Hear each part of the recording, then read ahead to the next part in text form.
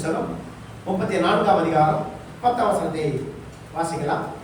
யாத்ராகமத்தின் புஸ்தகம். அதற்கு அவர்,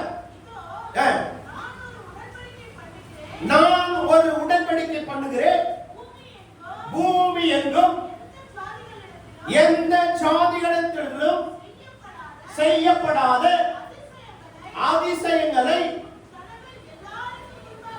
உன் ஜனங்கள் எல்லோருக்கும் முன்பாகவும் செய்வேன்.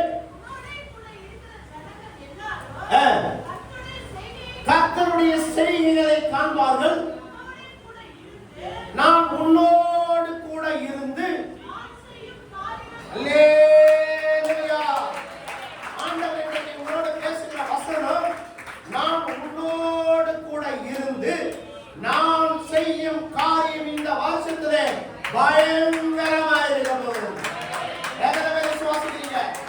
ஆண்டவர் சொல்லுகிறார், நான் செய்கிற காரியம் இந்த வருஷத்திலே பயங்கரமாயிருக்கும்.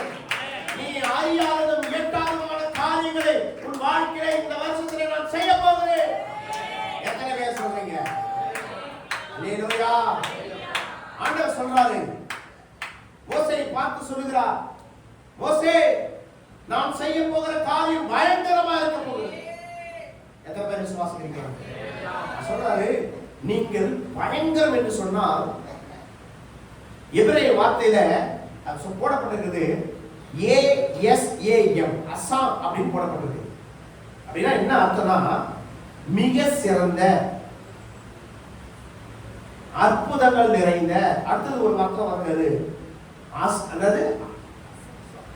அதாவது இன்னொரு வார்த்தை ஒண்ணு இருக்குது, ரசத்துகிரயம், வியக்கத்தக்க.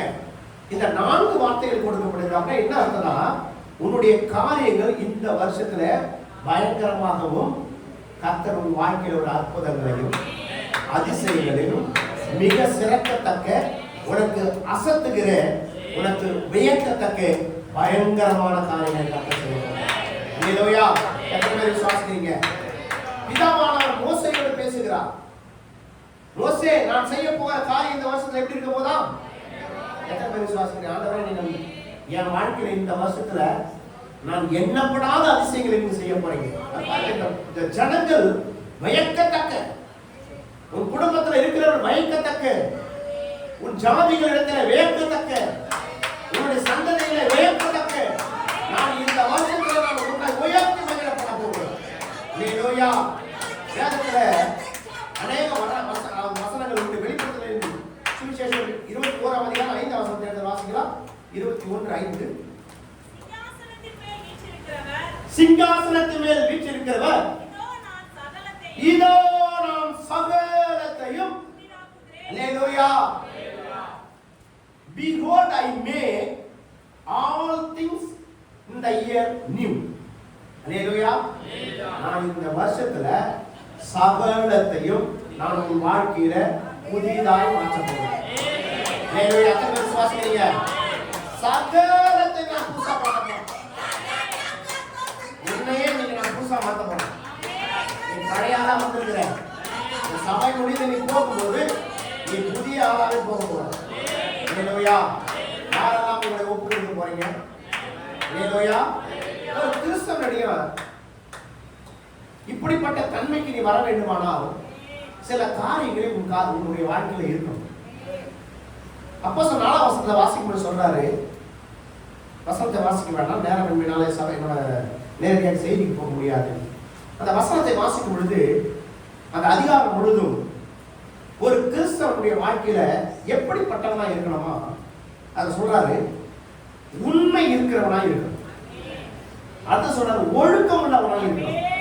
அடுத்த சொல்றாரு நீதி உள்ளவனா இருக்கணும், கற்புள்ளவனா இருக்கணும், அன்புள்ளவனா இருக்கணும், மன்னிப்பு அளிக்கிறவனா இருக்கணுமா, நற்கீர்த்தி செய்கிறவனா இருக்கணுமா, புண்ணியம் செய்கிறவனா இருக்கணுமா, புகழ் இன்மையாக இருக்கிறவனா இருக்கணுமா, பயம் நிறைந்தவனா இருக்கணுமா, பக்தி உள்ளவனா இருக்கணுமா, மற்றும் பரிசுத்தம் உள்ளவனா இருக்கணுமா. அந்த எல்லா அதிகாரத்துல 4ஆம் அதிகாரத்தை எல்லாம் வாசிக்கும் போது இப்படிப்பட்ட 12 தன்மைகள் ஒரு கிறிஸ்தவ பெற்றிருக்கிறோம். இந்த வருஷத்துல நம்ம என்ன உடன்படிக்கை எடுத்திருக்கிறோம்? நீ இப்படிப்பட்ட உடன்படிக்கையில வந்திருக்கிறாயா? ஒரு கிறிஸ்தவ வாழ்க்கை என்னென்ன தன்மை இருக்கணும்? என்னென்ன இருக்கணும்? உண்மை இருக்கணும், ஒழுக்கம் இருக்கணும், நீதி இருக்கணும், கற்பு இருக்கணும், அன்பு இருக்கணும், மன்னிப்பு இருக்கணும், நற்கீர்த்தி இருக்கணும், புண்ணியம் இருக்க வேண்டும், புகழ் இருக்கணும். ஆனா எப்படிப்பட்ட புகழ் என்று நீங்கள் அறிந்து கொள்ள வேண்டும். பயம் இருக்கணும், பக்தி இருக்கணும், பரிசுத்தம். அல்லேலூயா. அப்போஸ்தலர் 9:31 வாசிக்கும்போது அதான் சொல்றாரு. அப்போஸ்தலர் 9:31 வசனத்தை வாசிக்கலாம். அப்பொழுது யூதேயா கலிலேயா சமாரியா நாடுகளெங்கும் சபைகள் சமாதானம் பெற்று பக்தி விருத்தி அடைந்து கர்த்தருக்கு பயப்படுகிற பயத்தோடும் பரிசுத்த ஆவியின் நடத்துதலோடும் நடந்து பெறுகிறது. அல்லேலூயா.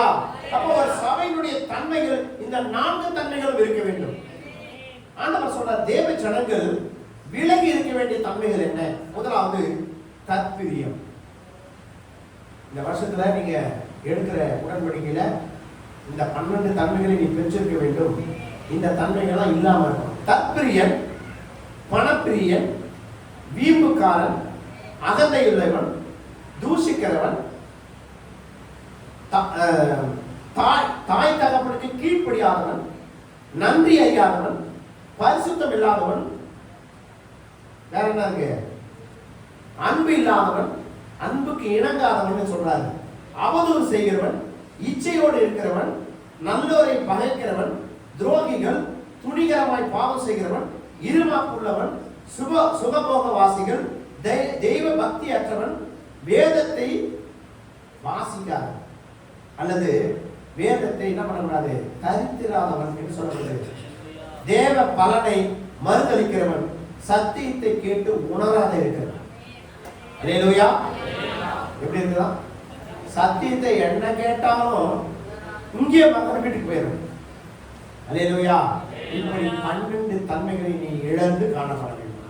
எத்தனை பேர் சொல்வீங்க, ஆண்டவரே நான் 12 தன்மைகளை பெற்றுக்கொண்டு இந்த 20 தன்மைகளை இழந்து நான் ஆவியோடும் உண்மையோடும் உம்மை தொழுது கொள்ளுவேன். அப்பதான் நீங்கள் செய்கிற காரியம் பயங்கரமாயிருக்கும். அல்லேலூயா. முதலாவது இடத்துல வாசிக்கலாம். ஆதியாகமம் 28ஆம் அதிகாரம் 15ஆம் வசனத்தை வாசிக்கலாம்.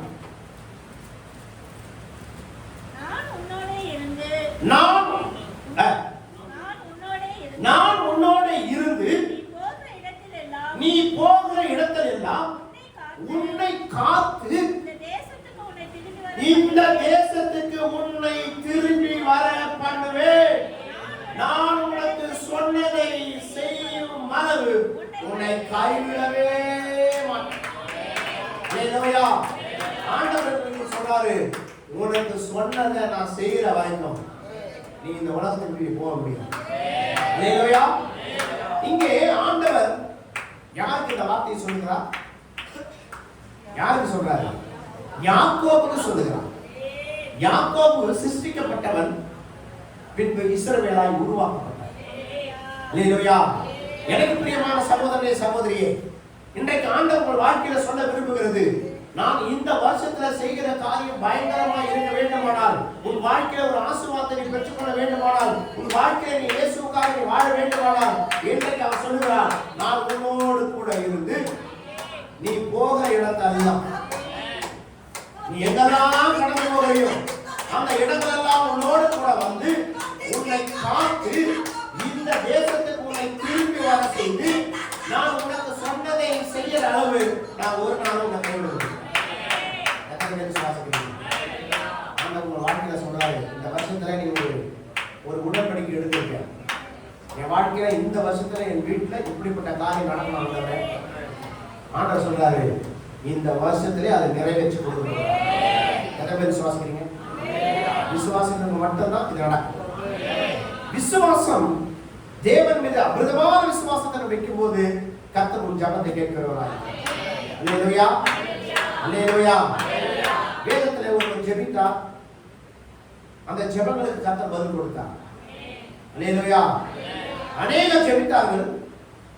ஆனால் ஜெபத்துல தானியேலுடைய ஜெபம் மிக முக்கியமான ஜெபம். அண்ணாவுடைய ஜெபம் மிக முக்கியமான ஜெபம். ஒருவன் விழித்து எழும்புவதற்கு, தேவ வசனங்களை பிடித்துக் கொண்டு நடப்பதற்கு இப்படிப்பட்ட சாட்சி முக்கியமானது. அல்லேலூயா. யாரெல்லாம் வாழ்க்கையில பிள்ளை இல்லாத இருக்கிறவனுக்கு அண்ணா ஒரு சாட்சி, ஒரு விடுதலை இல்லாத இருக்கிறவனுக்கு தானியேல் ஒரு சாட்சி, தேவன் மீது விசுவாசமாக இருப்பதற்கு தானியேல் ஒரு சாட்சி. படையப்பட்ட காலத்தில் அநேக விசுவாசிகள் இருந்தார்கள், அநேக பரிசுத்தவான்கள், அநேக தீர்க்கதரிசிகள் இருந்தார்கள். ஆனால் அவர்கள் இருந்தது போல நாம் வாழ்கிறோமா? அல்லேலூயா. இன்னைக்கு யாக்கோபினுடைய சந்ததியை பார்த்து கர்த்தர் இஸ்ரவேலை மாறுவதற்கு காரணம், யாக்கோபு தேவன் என்ன சொன்னாரோ அதன்படி நடந்தான். சொல்றாரு பாருங்க, நான் உனக்கு சொன்னதை செய்யும் அளவு உன்னை என்ன பண்ண மாட்டேன், கை விடுவதில்லை என்று சொன்னாரு. அதே போல செஞ்சாரா இல்லையா? இல்லையா? செஞ்சாரா இல்லையா? கர்த்தர் அங்கே போய் 14 வருஷம், ஒரு 6 வருஷம் கூட்டி 20 வருஷம் தன்னுடைய மாமனார் வீட்டில் இருந்தான். பின்பு அவன் கடந்து வரும்பொழுது அநேக பரிமாணங்களை கொடுத்தாலும் கர்த்தர் அநேக ஆசீர்வாதத்தை கொடுத்து அவன் தேசத்துக்கே திரும்பி வந்தான். எந்த இடத்திலே அவன் படுத்துக்கொண்டு கனவு கண்டானோ, ஏணிகள் ஏறுகிறதும் இறங்குமாக கண்டானோ, பெத்தேல் என்று பெயர் வைத்தான். திரும்ப வந்து அதே இடத்துக்கு வரும்போது ஏன் பெத்தேல் என்று பெயர் வைத்தான். அல்லேலூயா. தேவன் சொன்னதை ஒரு நாள் செய்யாதிருப்பது இல்லை. உன் வாழ்க்கையில தேவ சமூகத்தை நீ காத்திருக்க வேண்டும். தேவ சமூகத்தை உலகால் படித்து தேவ சமூகத்தை, ஆண்டவரே என் வாழ்க்கையில இப்படிப்பட்ட ஒரு மாற்றத்தை நீ உருவாக்க வேண்டும் என்பது ஆண்டவர் வாழ்க்கையில செய்ய விரும்புகிறார். அல்லேலூயா. நான் சொன்னதை செய்யற வரைக்கும் உன்னை உணவே மாட்டேன். ஆனா நீ என் சமூகத்தை காத்திருக்க. எத்தனை பேர் காத்திருக்கிறீங்க? இன்னைக்கு காலையில எழுப்பி யாரெல்லாம் கணவன் மனைவி கை கொடுத்து ஜெபம் கைத்துக்கலாம். கணவனும் மனைவியும் கை கொடுத்து ஜெபிச்சுட்டு வந்தவங்க, அல்லது கணவன் மனைவின்னு சொல்ற மனைவி கணவன் சொல்லுங்க. இந்த வருஷத்துல நான் ஒரு புது உடன்படிக்கை எடுத்திருக்கிறேன். நானும் என் மனைவியும் கைகளை பிடித்து காலையில ஜெபித்து விட்டு தான் வருவோம். டெய்லி தான் செய்யணும்னு சொன்னாங்க. கேட்கலாம். எப்படி ஆண்டவர் ஒரு வாழ்க்கையில ஒரு அதிசயங்களை காண வைக்க முடியும், அற்புதங்களை காண வைக்க முடியும்? இரவிலே குடும்ப ஜெபம் பண்ணணும், காலையில் இருந்து கணவன் மனைவி கை போட்டு ஜெபிக்கணும். கணவன் தூங்கி இருந்தாலும் பரவாயில்ல விடுங்க, கையை பிடிச்சி நீ ஜெபம் பண்ணு, அது தூங்கிட்டு இருக்கிற பரவாயில்ல விடு. இல்லையா? அநேக கணவன் வேலைக்கு போட்டு டயர்டாக இருப்பாங்க, அநேக மனைவி வேலைக்கு போட்டு டயர்டாக இருப்பாங்க. இருந்தாலும் காலையில் எழும்பி நீ தனிப்பட்ட முறையில் ஜெபித்து விட்டு உன் மனைவி கையை பிடிச்சி ஜெபம் பண்றதுக்கு நீங்கள் பிரயாசப்படுங்க. இல்லையா? ஒரு வாழ்க்கையில ஒரு வாழ்க்கையில ஒரு முன்னேற்றம் அடையணும். ஒரு வருஷம் ஒரு புதிய காரியத்தை கர்த்தர் வாழ்க்கையில செய்யணும். ஆனா சொல்றாரு, நான் வாழ்க்கையில புதிய புதிய அற்புதங்கள் அடையாளங்களை செய்ய நான் விரும்புறேன். ஆனா நீ தான் அதை பெற்றுக்கொள்வதில்லை. நான் ஆயத்தமா தான் இருக்கிறேன், நீ கேட்கறத கொடுக்கறத ரெடியா இருக்கிறேன், ஆனா நீ கேட்கலையே. இல்லையா? எத்தனை செய்வீங்க? நாளில இருந்து டெய்லி என் கணவர் கையை பிடிச்சி என் மனைவி கையை பிடிச்சி நான் ஜெபம் பண்ணாம நான் எந்திரிக்கவே மாட்டேன், படிக்க எந்திரிக்க மாட்டேன். சொல்லுங்க. அல்லேலூயா.